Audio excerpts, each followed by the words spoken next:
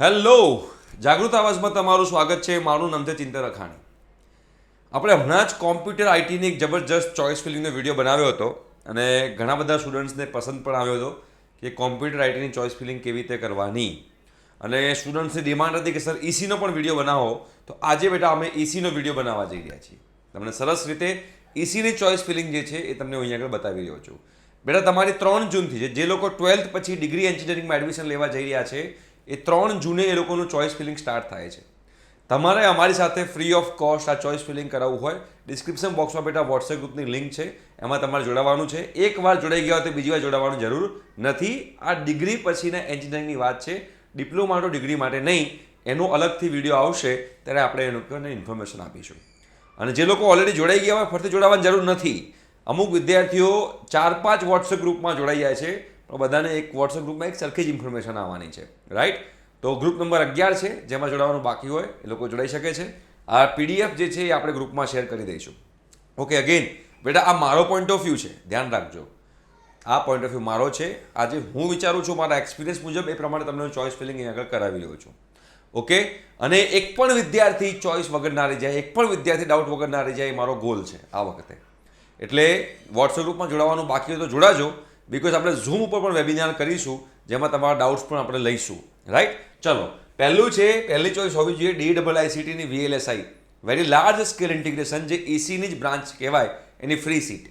જો એ ના મળતી હોય તો એની DIICTની VLSI પેડ સીટમાં તમે જઈ શકો છો. નિરમા ઈસીમાં તમે ફ્રી સીટમાં જઈ શકો છો, બરાબર? નિરમા ઈસી ફ્રી સીટ ના મળતું હોય તો નિરમા ઈસી પેડ સીટમાં. નિરમા ઈસી ના મળતું હોય તો એના જેવી જ એક બ્રાન્ચ છે નિરમાની અંદર EI, ઇલેક્ટ્રોનિક્સ એન્ડ ઇન્સ્ટ્રુમેન્ટેશન, એમાં તમે જઈ શકો છો ફ્રી સીટમાં. એ ના મળે તો એની પેડ સીટમાં જઈ શકો છો. એ ના મળે તો DDU ECમાં તમે એડમિશન લઈ શકો છો ગવર્મેન્ટની અંદર.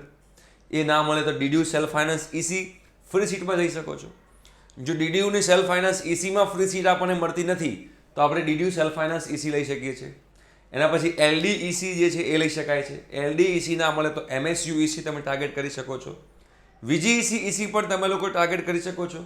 VGEC EC ના મળે તો BVM ગવર્મેન્ટ EC તમે ટાર્ગેટ કરી શકો છો.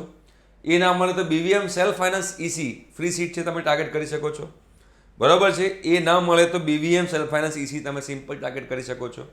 LDIC, એના પછી તમે LDIC પણ ટાર્ગેટ કરી શકો છો.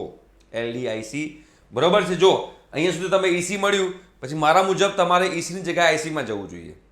અહીંયા સુધીની જે કોલેજો લખી છે એમાં ECમાં પ્લેસમેન્ટ થવાના ચાન્સીસ હાઈ છે આ બધી કોલેજોમાં, એટલે મેં આ કોલેજોને પ્રાયોરિટી આપી છે EC માટે. એ ના મળે તો LDIC તમે કરી શકો છો.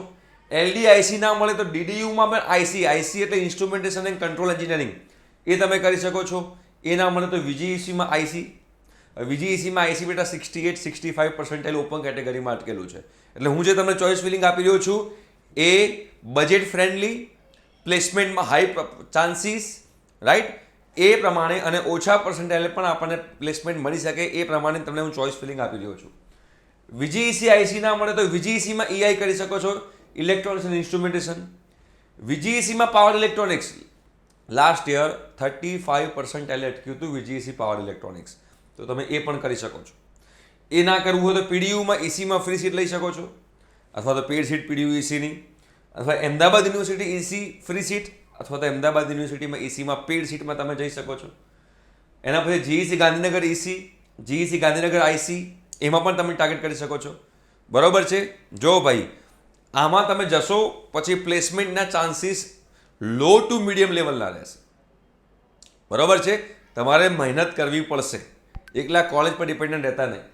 એના પછી GH Patel EC free seat, ચાલુ સેટની EC ફ્રી સીટ, અને દિવાંગ પટેલની ECની ફ્રી સીટ.